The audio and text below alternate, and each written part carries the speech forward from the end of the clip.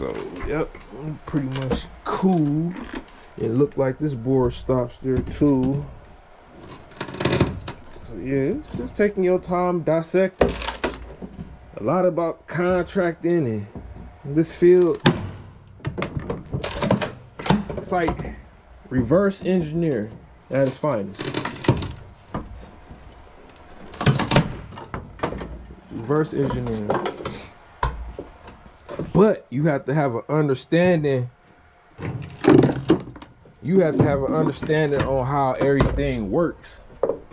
How it works, how it cannot work, and so forth. So with this pipe, I don't even think that it could be pitched. Excuse me. But I see like it's kind of it bows. It's bowing a little bit.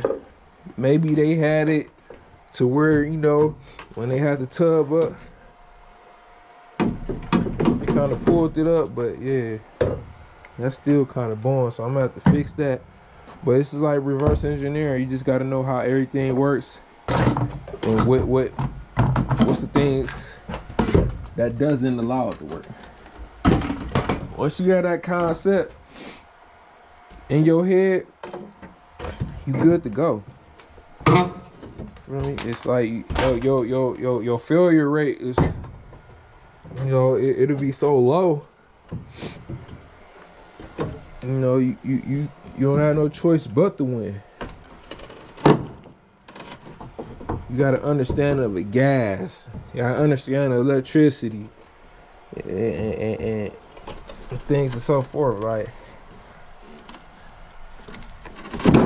you got all that down pat, you good to go. That's why I recommend anybody young, man, just start in the trade. Start while you young, man. That way it could just be a compounding interest effect. You know, what I'm doing right now is just taking my time,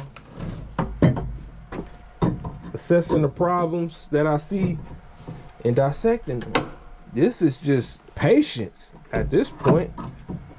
Patience, and I got the game plan in my head. You know, this ain't rocket science.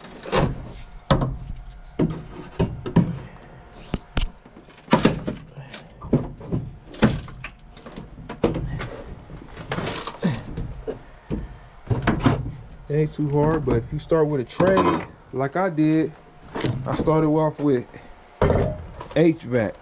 That got me familiar with plumbing, got me familiar and comfortable working with electricity, and got me, I ain't putting none of this in, but it got me comfortable to work with gas and sheet metal and all type of, you know, use that to my advantage.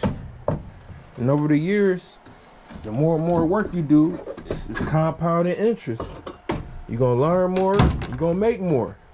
The more you learn, and the more experience you gain within the years, the more you're gonna make.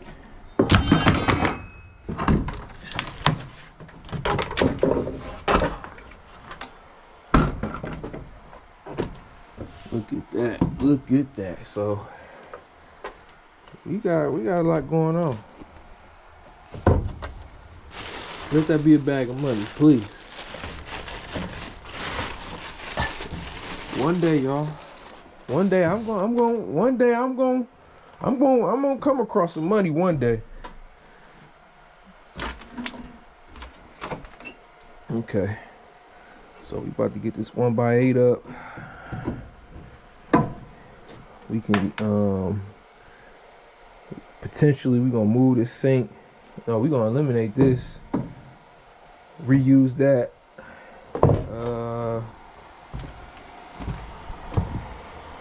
It broke, it cracked. There's nothing to fix it. Okay, so we're gonna eliminate this right here.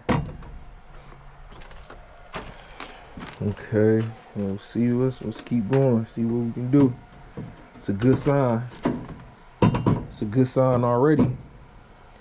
This 2 inches connected. You see it's moving? It's connected. So that's a good sign already that I can use this bay, cut my 4-inch, reduce it. No, I'm gonna reduce it to 3. You know, move this around, get my 3-inch over here, either 10 or 12 inches off the wall for your toilets. And then we good to go. 10 or 12, depending on what you're using. The standard that everybody uses is 12. So I have to measure 12 inches off. 12 inches off the wall. Be right where my foot at. That's where I know to cut my hole at. And the toilet to fit right in. Now if you got a smaller toilet and you need that space, or you going with your existing toilet, which would probably be a 10, then you go 10 inches off the wall and use that smaller toilet.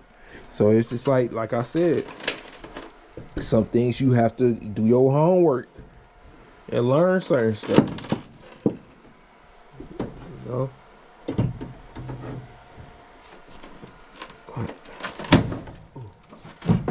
So yeah, we getting all this squared away.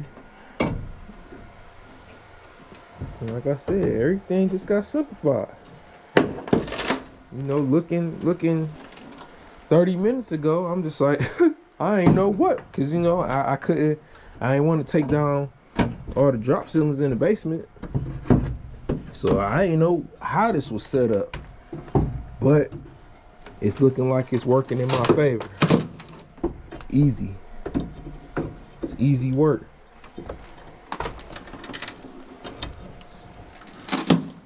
Easy work. This was the main concern down here. I ain't concerned with up here. I can work with this all within the arm's reach. You know, ain't nothing in my way. Ain't nothing in my way. I can do what I gotta do. The only thing is like I said, it's that damn return duct. I believe it is. Even if it's a supply duct, cap it. Go with a 3-inch or 4-inch pipe, move it around, boom. But yeah, this good though. So I'm just being careful right now. I don't want to fall through the floor. So I'm taking my time getting this 10 by, I believe it's 10 by up. And this wood kind of weak for it to be chipping away like that. Yeah.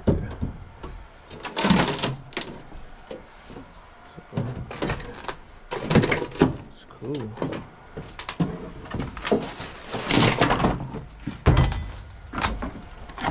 Keep going.